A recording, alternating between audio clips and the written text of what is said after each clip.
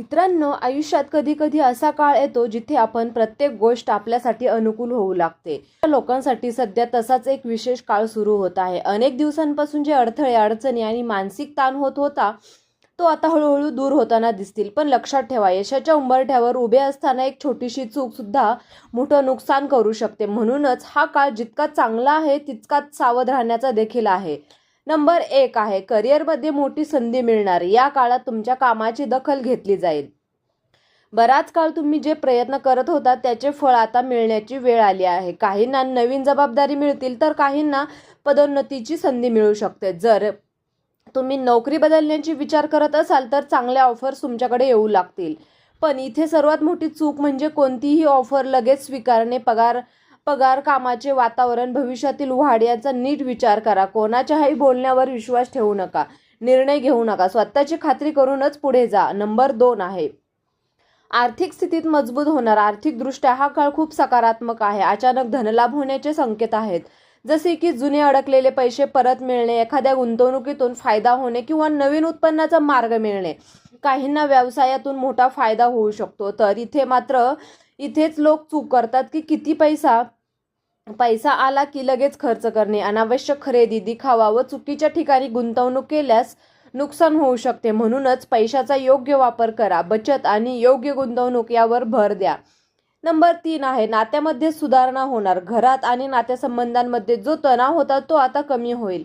कुटुंबातील सदस्यांमध्ये पुन्हा एकदा जवळीक निर्माण होईल. जुने गैरसमज दूर होतील आणि प्रेम वाढेल. जर तुम्ही एखाद्या व्यक्तीसोबत दुरावा अनुभवत असाल तर तो पुन्हा संवाद सुरू होण्याची शक्यता आहे. पण इथे सर्वात मोठी चूक म्हणजे तुमच्या स्वतःचा अहंकार न सोडणे. जर तुम्ही नेहमी स्वतःला बरोबर समजत राहिलात तर समोरच्यांच्या भावना समजून घेतल्या नाहीत तर नात्यात पुन्हा तणाव निर्माण होऊ शकतो. कारण थोडा संयम आणि समजूतदारपणा खूप उपयोगी ठरणार आहे. नंबर 4 आहे आरोग्याची स्थिती सुधारणार आहे. आरोग्याच्या बाबतीत तुम्हाला हळूहळू सुधारणा दिसेल. पूर्वीचे त्रास कमी होतील आणि शरीरात नवीन ऊर्जा जाणवेल. मानसिक ताणही कमी होईल, ज्यामुळे तुम्ही अधिक सकारात्मक राहाल. पण इथेच लोक मोठी चूक करतात, ती म्हणजे सुधारणा दिसतात. स्वतःची काळजी घेणे सोडणे किंवा चुकीचा आहार व झोपेची कमतरता किंवा व्यायाम न करणे यामुळे तुम्हाला खूप मोठा त्रास वाढू शकतो. म्हणूनच नियमित दिनचर्या पाळा, पौष्टिक आहार घ्या आणि थोडा वेळ स्वतःसाठी काढा. नंबर 5 आहे नवीन कामाची सुरुवात फायदेशीर ठरेल. जर तुम्ही नवीन व्यवसाय, प्रोजेक्ट किंवा कोणतेही नवीन काम सुरू करण्याचा विचार करत असाल तर हा काळ तुमच्यासाठी खूप अनुकूल आहे. कारण तुमच्या मेहनतीला योग्य दिशा मिळेल आणि हळूहळू यशही मिळेल. विशेषतः म्हणजे जे लोक तुमचे स्वतःचा व्यवसाय सुरू करू इच्छिता त्यांच्यासाठी ही योग्य वेळ आहे. पण इथे सर्वात मोठी चूक म्हणजे इतरांवर जास्त अवलंबून राहू नका. भागीदारी करताना कोणावरही विश्वास ठेवताना पूर्ण माहिती घ्या. स्वतःची जबाबदारी स्वतः घ्या आणि प्रत्येक गोष्टीवर लक्ष ठेवा, म्हणजे यश नक्कीच मिळेल. नंबर 6 आहे अचानक प्रवासाचे योग. या काळात अचानक प्रवासाचे योग दिसत आहे. हा प्रवास कामाच्या निमित्ताने, व्यवसायासाठी किंवा एखाद्या धार्मिक कारणांसाठी होऊ शकतो.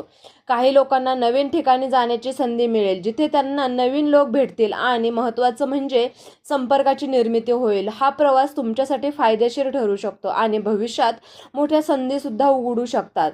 पण इथे एक मोठी गोष्ट म्हणजे तुमची मोठी चूक असणार आहे काहीच न तयारी करता प्रवासाला निघणे.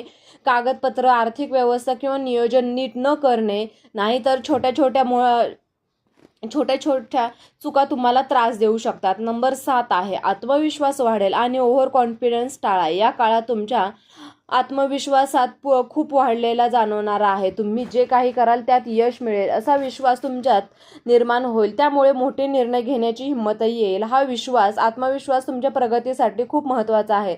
पण इथेच ओव्हर कॉन्फिडन्सची चूक होऊ शकते. जर तुम्ही इतरांचे मत ऐकले नाही किंवा स्वतःला सर्व काही माहीत आहे असे समजवले तर चुकीचे निर्णय होऊ शकतात. म्हणूनच आत्मविश्वास ठेवा, पण वास्तवाची जाणीवही ठेवा. नंबर 8 आहे शत्रूवर विजय मिळवून. जे लोक आतापर्यंत तुमच्या विरोधात काम करत होते किंवा तुमच्या प्रगतीत अडथळे आणत होते ते आता हळूहळू मागे पडतील. तुमची मेहनत आणि प्रामाणिकपणा तुम्हाला यशाच्या मार्गावर पुढे नेईल. काही लोक तुमच्यावर टीका करतील किंवा तुमची बदनामी करण्याचा प्रयत्न करतील, पण त्यांचा फारसा परिणाम तुम्हाला होणार नाही. कारण इथे सर्वात मोठी चूक म्हणजे बदल घेण्याची किंवा प्रयत्न करणे. जर तुम्ही नकारात्मक विचारांमध्ये अडकून राहिलात तर तुमची ऊर्जा वाया जाईल.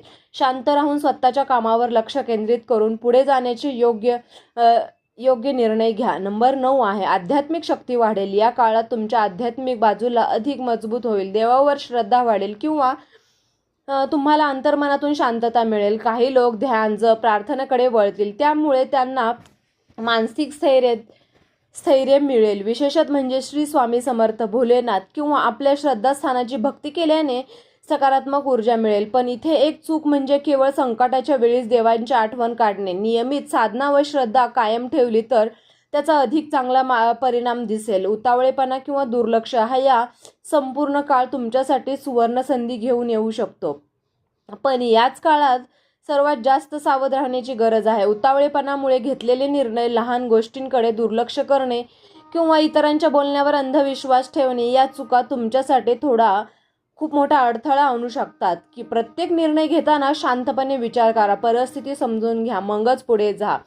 थोडा संयम आणि जागरूकता ठेवली तर हा काळ तुमच्या आयुष्यात मोठा बदल घडवू शकतो.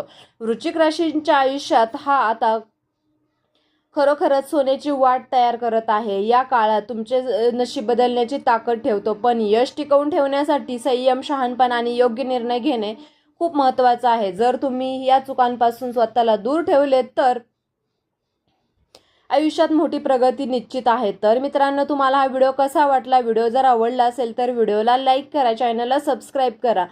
आणि जर तुम्हाला या राशीची अंगठी हवी असेल तर डिस्क्रिप्शन बॉक्समध्ये लिंक दिली आहे, तिथून जाऊन तुम्ही ती अंगठी खरेदी करू शकता. तुम्ही हा व्हिडिओ शेवटपर्यंत पाहिल्याबद्दल तुम्हा सर्वांच्या मनापासून खूप खूप धन्यवाद. श्री स्वामी समर्थ. जय जय स्वामी समर्थ.